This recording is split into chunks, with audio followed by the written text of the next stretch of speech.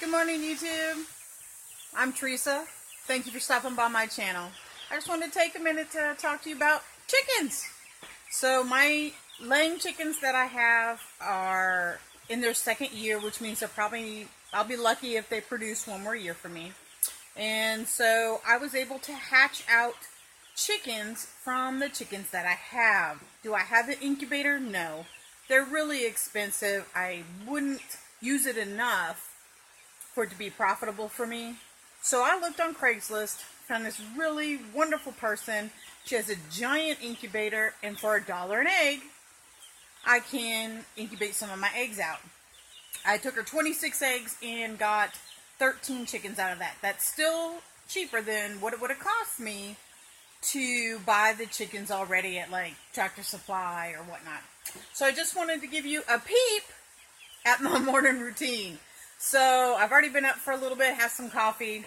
I have my peeps outside now. These peeps were born on 4/30. And they've already got their feathers. They're getting pretty big. But I want to talk to you a little bit about how I keep them and how I try and keep them clean. So this is actually a water trough that they're in. I'm going to step back a little bit. You see that water trough right there? And then I go ahead and I've made a top for them. Now when they were in the house, when they're in the house, I only have them under heat maybe a week, maybe a week and a half. Once they start showing a little bit of feathers, they're in the house. And I turn the heat lamp off, I put a light bulb in, and that pretty much keeps them warm because they're in the house. But now they've gotten bigger, very stinky, super stinky. And they have to come outside. Problem with that is I do have to worry about snakes coming on the porch, but you know, you just gotta take your chances because they can't stay in the house anymore once they've reached this size. Their odor will just overwhelm everything. Even if I change their litter every day, they just smell. So I wanted to show you what I've done. And if you look here, I just have some old fencing that I had. This part's a little bit of a chicken wire here. Maybe I can get you in closer. And then here's another part of the fencing. I just went ahead and this chicken wire, I'm able to fold it over the edge there. Use some ties to hook those two wires together. And I did end up with a little gap here, and I've got some old cutting boards from the dollar store that I was using my rabbit coop or my rabbit hutch that I was able to use here. This fencing is not strong enough not to fold in, and so on our house we have a ton of these sticks that you see, these sticks here that you see that we got from my father-in-law's farm when he passed. It was just something he had in abundance from farming. So I want to show you how I have taken care of them getting their feed dirty. They will knock it over, stand on it, poop in it. It'll make you gag, basically, trying to clean that stuff up. My kids refuse to help me at this point once they get to this size. So over here, I want to show you my solutions. Oops, sorry about the hand. I'm going to show you my solution. So my solution is I've taken a feeder, a regular chicken feeder that I've had forever. Poked a hole in it, put some wire through it, and we had some of these carabiner hooks right here. And I hook them onto these sticks that are in here. This gets it up off the ground, close enough to the top that they're not jumping on it and knocking it over and pooping on it. My other solution was their water. No matter how thirsty they are, they will knock it over. So I have taken an ice cream container, and I wanted to show you before I put the top on.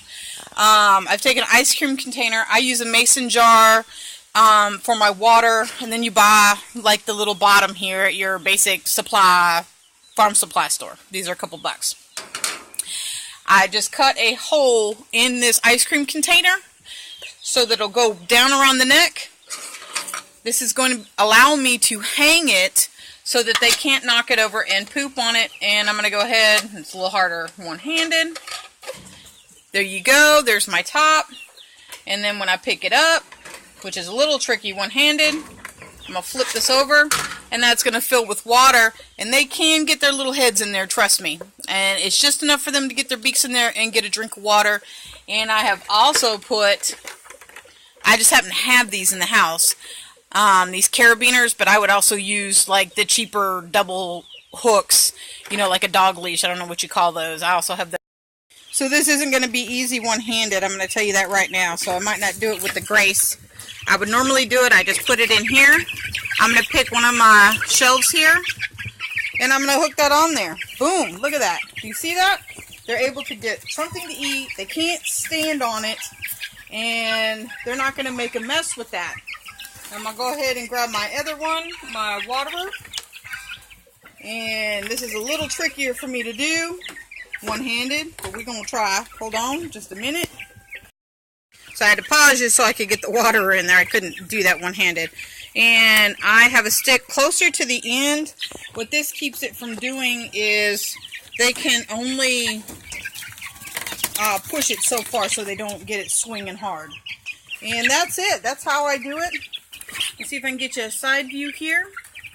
And they're able to get to their food. They can turn around, get a sip of water, and they pretty much stay off the top of it, so it stays clean, and the water doesn't end up in their bedding.